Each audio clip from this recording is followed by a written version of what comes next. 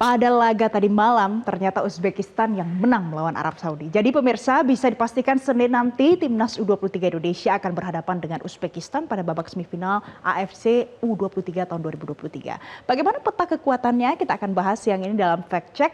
Nah, kita lihat ini dia adalah kekuatan dan petanya bagaimana Garuda Muda U23 versus Uzbekistan. Nah, kita lihat pemirsa, ada beberapa nama yang masuk ke dalam timnas U23 dan ini adalah kekuatannya. Kalau kita baca ada 28 pemain yang pertama kali direkrut, kemudian tapi tidak semuanya bermain. Total 13 pemain abroad dan ada 15 pemain Liga 1. Kalau kita baca nama-namanya ini familiar ya. Ada Pratama Arhan yang berhasil mencetak gol kemenangan dalam adu penalti melawan Korea Selatan kemarin. Kemudian juga ada Hernando Ari Sutaryadi yang menjadi kiper andalan timnas U23.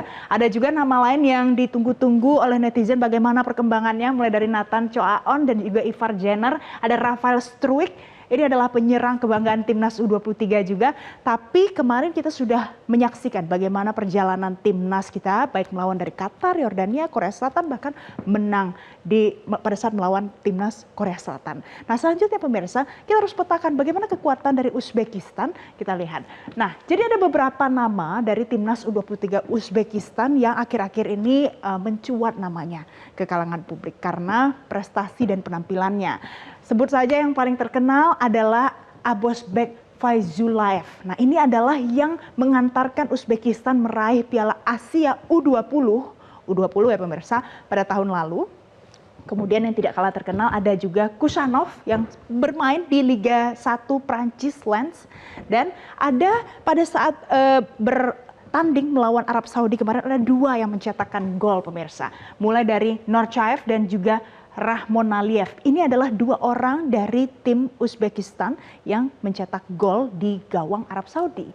Kemudian kita lihat bagaimana dengan susunan pemain pada saat laga terakhir kemarin melawan lawannya masing-masing. Nah, kita lihat pemirsa, susunan pemain Uzbekistan. Oh, sebelum itu kita lihat juga ini adalah kekuatan timnas Uzbekistan U23. Jadi ada yang menarik dari timnas Uzbekistan U23 ini. Selama masuk ke dalam Piala Asia U23 ini di grup D, Uzbekistan selalu tampil dengan banyak negara. Yang pertama kita lihat Uzbekistan Malaysia 2-0, Uzbekistan Kuwait 5-0, Uzbekistan dan Vietnam adalah 3-0. Yang menarik adalah semuanya tidak ada yang berhasil membobol gawang dari Uzbekistan. Jadi pemirsa, semua lawannya hanya mendapatkan skor 0. Jadi semuanya menang. Berikut dengan penampilan terakhir di perempat final Uzbekistan melawan Arab Saudi, ternyata hasilnya juga sama 2-0. Nah, ini adalah yang menarik dari pemain Uzbekistan. Kemudian selama 6 kali masuk ke dalam Piala Asia U23, ternyata 2 kali Uzbekistan masuk ke dalam babak final dan di 2022 kemarin berhasil menjadi juara. Selanjutnya kita lihat bagaimana dengan pemetaannya di laga terakhir. Nah, ini adalah susunan pemain di laga terakhir. Ini adalah Uzbekistan U23. Saya kurang banyak berkomentar kalau soal formasi, tapi ada perbedaan. Kalau kita lihat Uzbekistan U23 formasinya adalah yang terakhir melawan Arab Saudi itu 4-2-3-1. Kita lihat bagaimana dengan Indonesia pemirsa. Indonesia di slide selanjutnya, susunan pemain Indonesia pada saat terakhir kali melawan timnas Korea Selatan. Jadi begini, ini adalah strategi yang disusun oleh Coach Shin Tae-yong. Ternyata Indonesia menggunakan formasi 3-4-3. Jadi sedikit berbeda dengan pilihan yang digunakan oleh Uzbekistan pada saat melawan Arab Saudi kemarin. Tapi ini kembali kepada pelatih timnas masing-masing. Nah, bagaimana dengan sejarah panjang Indonesia dan Uzbekistan? Selanjutnya kita lihat apakah pernah bertemu sebelumnya.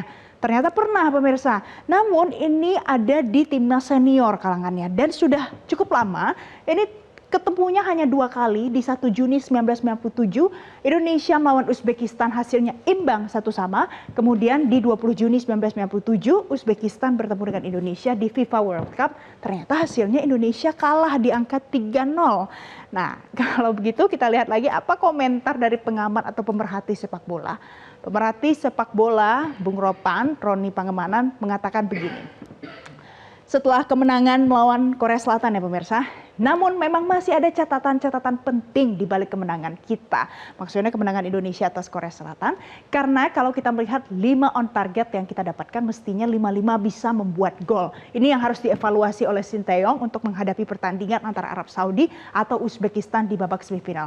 Dan kita sudah mendapatkan jawabannya, nanti Indonesia akan menghadapi Uzbekistan di babak semifinal. Jadi ternyata ada catatan yang juga sempat disampaikan begitu. Tapi kita tetap mendukung bagaimana timnas U23 bisa tampil yang paling baik dengan maksimal nanti melawan Uzbekistan.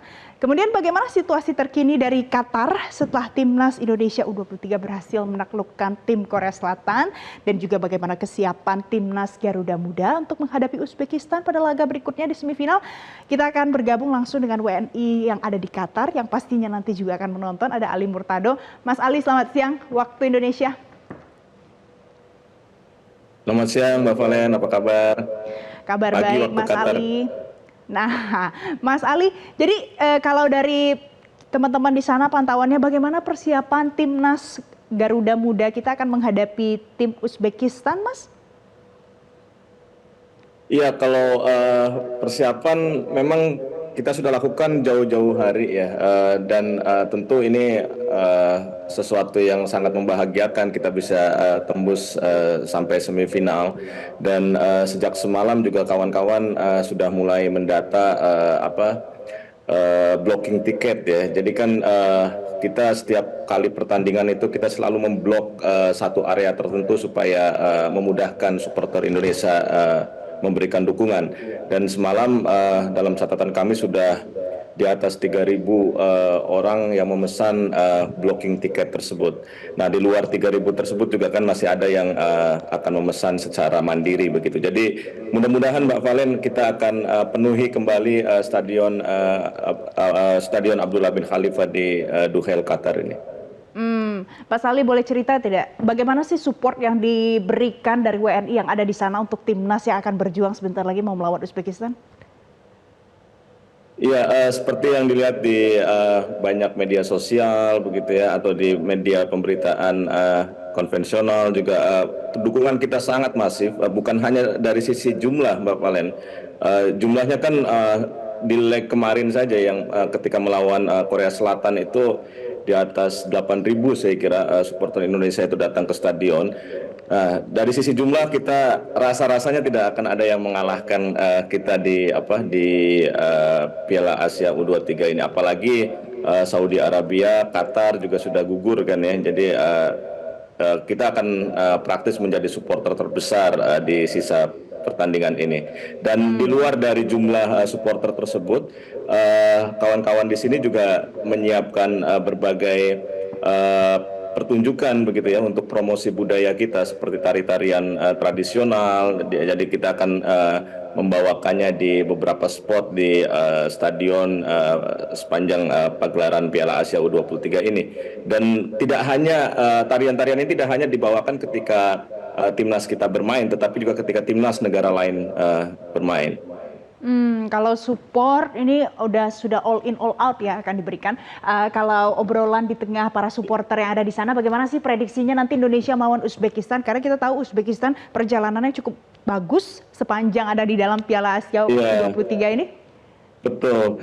Seperti tadi yang disampaikan Mbak Valen ya, mereka itu clean sheet ya, tidak pernah kebobolan. Tapi jangan lupa ketika kita menghadapi Korea Selatan juga sebelum bertanding melawan Indonesia, itu Korea Selatan juga tidak pernah kebobolan. Jadi bola itu bulat, jadi tidak ada yang tidak mungkin.